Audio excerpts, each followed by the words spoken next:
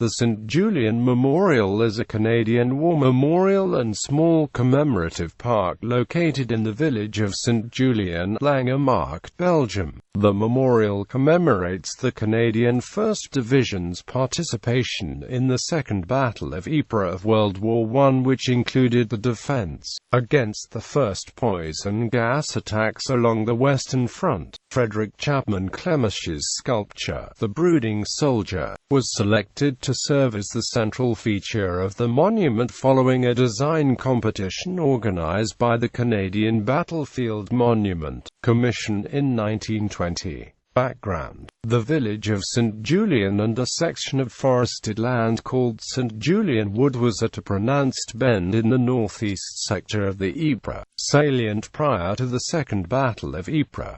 The area was also the junction between the British and French sectors of responsibility. The Canadian 1st Division was assigned the most northern section of the British line, and to the left, the 45th Division held the southernmost end of the French line. The German army had brought forward 168 tons of chlorine gas deployed in 5,730 cylinders buried in front of the trenches opposite Langemark, Poel-Capelle, north of Ypres. The Canadians, who had been moved into the positions only a few days earlier, were manning the lines for several hundred meters along a front to the southwest of Saint-Julien when the German army unleashed the first poison gas attack on the Western Front on the 22nd of April 1915. Pushed towards the Allied lines by wind from the north, the initial gas attack largely drifted to the north and west of the Canadian lines, into the trenches of the French colonial troops of the French 45th and 87th Divisions of 26th Reserve Corps. The gas drifted across positions largely held French colonial troops, who broke ranks and abandoned the trenches after witnessing the early casualties,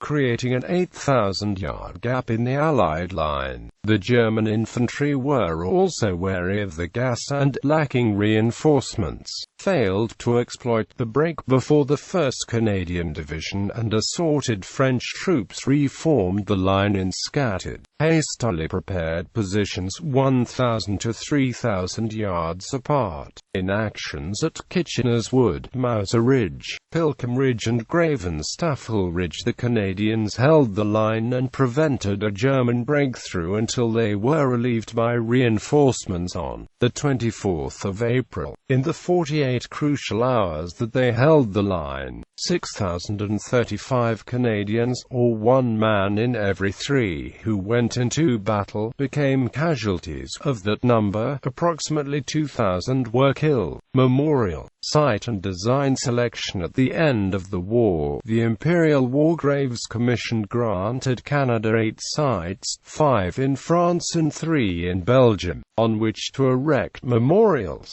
Each site represented a significant Canadian engagement, and for this reason it was originally decided that each battlefield would be treated equally, and graced with identical monuments. The Canadian Battlefields Memorials Commission was formed in November 1920 to discuss the process and conditions for holding a memorial competition for the European sites. In October 1922, the submission of Toronto sculptor and designer Walter Seymour Alward was selected as the winner of the competition, and the submission of Frederick Chapman Clemesha placing second. The commission selected Vimy Ridge in France as the preferred site of Alward's design. Clemesha's Brooding Soldier design was selected for the remaining sites, but was later, for a number of reasons, erected only at Saint-Julien in Belgium. The rest of the monuments at Passchendaele and Hill 62 in Belgium, as well as Ball-on-Wood, Courcelette, Jury and Le Quesnel in France, each received an identical, simple, granite block memorial which were inscribed with a brief passage describing the battle they commemorate. The memorial at Saint-Julien was unveiled on the 8th of July 1923 by Prince Arthur. the Duke of Connaught, and the tribute was made by French Marshal Ferdinand Foch, former Supreme Commander of the Allied powers on the Western Front. In his address, Foch stated, "The Canadians paid heavily for the sacrifice, and the corner of earth on which this memorial of gratitude and piety rises has been bathed in the blood. They wrote here the first page in that book of glory which is the history of the participation in the war." After the completion in the mid-1920s, the sites became links in a chain of memorials that included 900-plus Commonwealth cemeteries, making a road of remembrance of Via Dolorosa. Design and location: the memorial is found on the northern fringe of the village of Saint-Julien at the intersection of the N313 road and Zonnebeekstraat. During the war, the location where the memorial is located was known as Vancouver Corner, visible for miles around. The memorial stands 11 meters tall. The Brooding Soldier column rises from a low circular flagstone terrace and is sculpted at its top to form the bowed head and shoulders of a Canadian soldier, his hands resting on his reversed rifle. The column and central terrace is surrounded by gardens of tall cedars trimmed into the shape of artillery shells and low-cut cedars trimmed to look like shell explosions. Some of the soil that nourishes the gardens of the memorial was brought from various locations all across Canada to represent the broad spectrum of Canadian men who fought shoulder to shoulder on the battlefields of 1915.